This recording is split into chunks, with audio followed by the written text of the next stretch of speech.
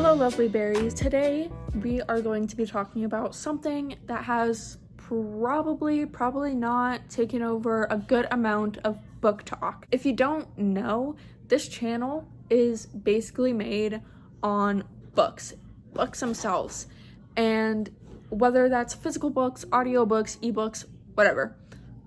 Books are the foundation of this YouTube channel. So obviously, this little topic for this video is going to be consuming me, basically. Because it's such a popular thing amongst authors to do this little thing that may or may not have to do with marketing. And if you can't already guess what that is, because it's in the title and the thumbnail, it is books being turned into movies. Shocked gasps from everyone. Well, you may be thinking, well, how is this so important? And how is this something to talk about? How should this be seen as controversial? Well, we will get to those key details in a few moments, but right now, we are going to do a little segment on this YouTube channel that I'm going to make a thing now. The current read.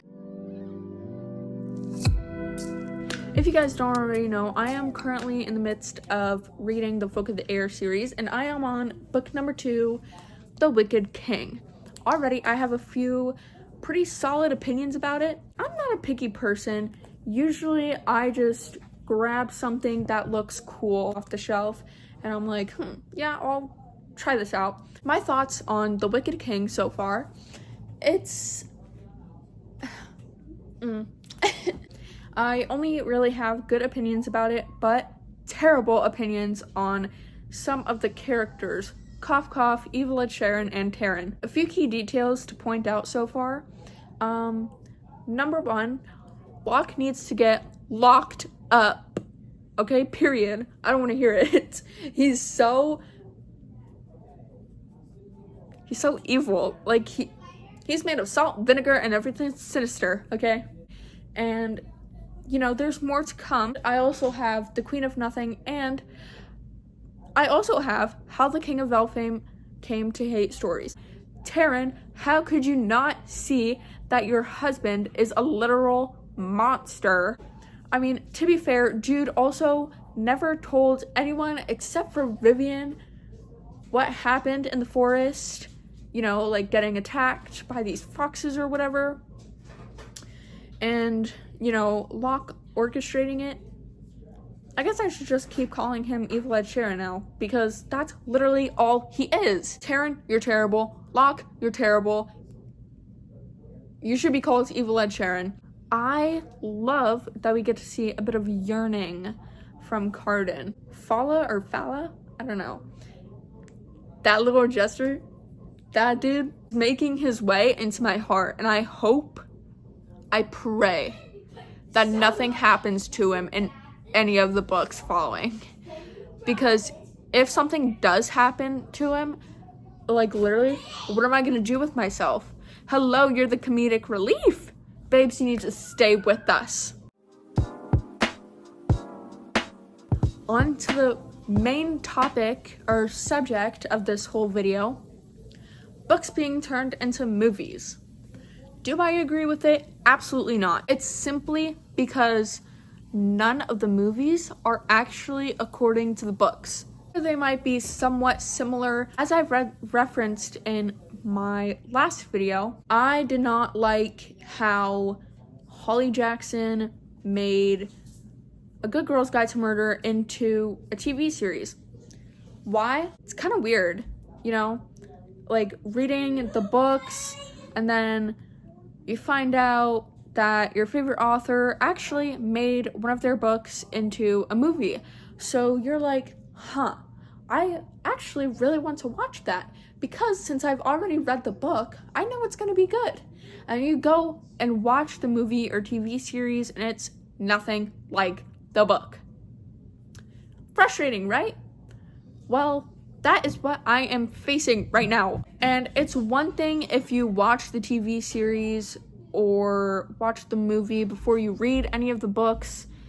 And yeah, it is really different. It is.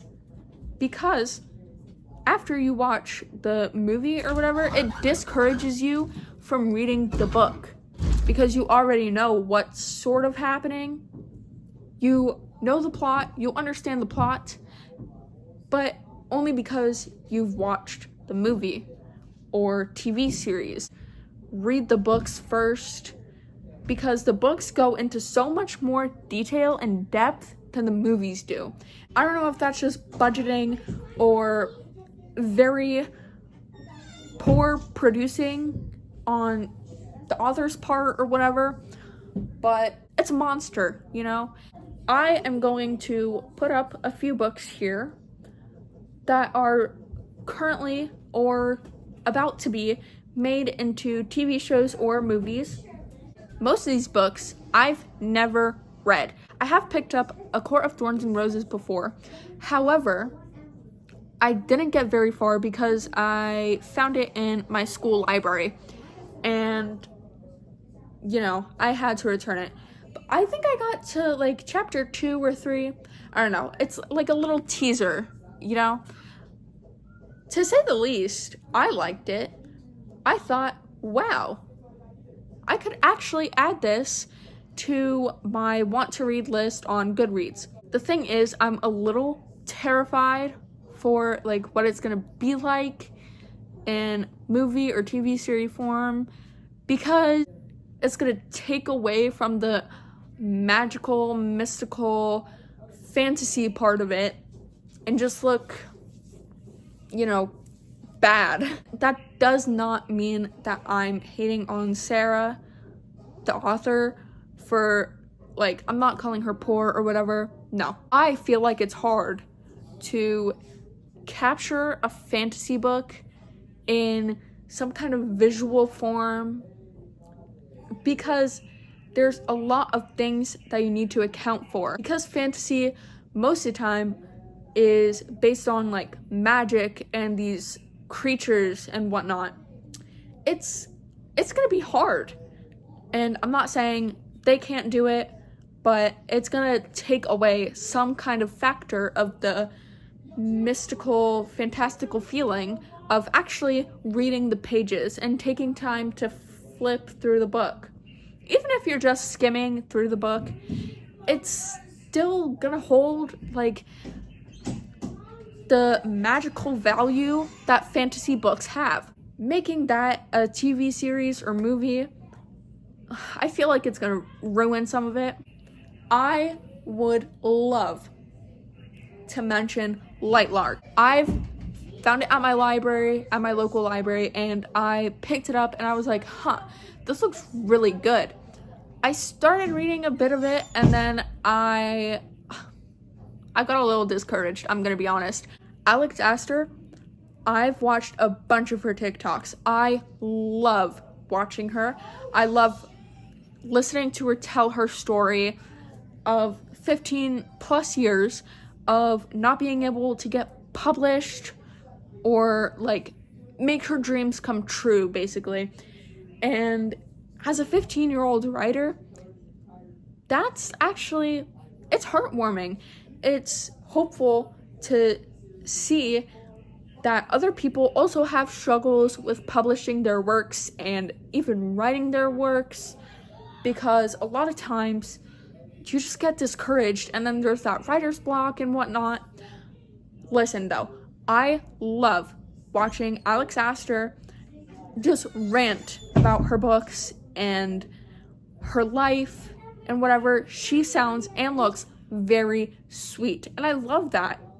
I love sweet people. The thing is, I don't want to get too much high hopes for Lightlark becoming a movie because I haven't read much of Lightlark, but judging based off the fact that it's fantasy, I know it's gonna be hard to pull off. And if the movie like gets out and there's no budgeting problems or whatever, I'm still going to read the book first and then I'm going to watch the movie. Because again, books hold a lot of detailed and descriptive visuals that I believe should be at least a little bit represented in the movies, because, you know, why wouldn't it? And to be honest, there's only a few movies or TV shows out there that actually follow the books. Just like The Outsiders and Twilight. I've never watched or read Twilight, but my mom says they're pretty freaking accurate. And I believe her. But, like, with A Good Girl's Guide to Murder, that felt geographically wrong and inaccurate to the book. The book takes place in Connecticut. Where are you going to find British people, a whole town of British people in Connecticut? Book Ravi was more determined to work with Pip, whereas TV show Ravi was just like, no, I don't want to. That case was closed 5 years ago. I don't want to reopen it. I didn't even finish the TV series. Why? Because I got bored. I got bored of watching the same inaccuracy all over again, and it's a bummer. It's a bummer.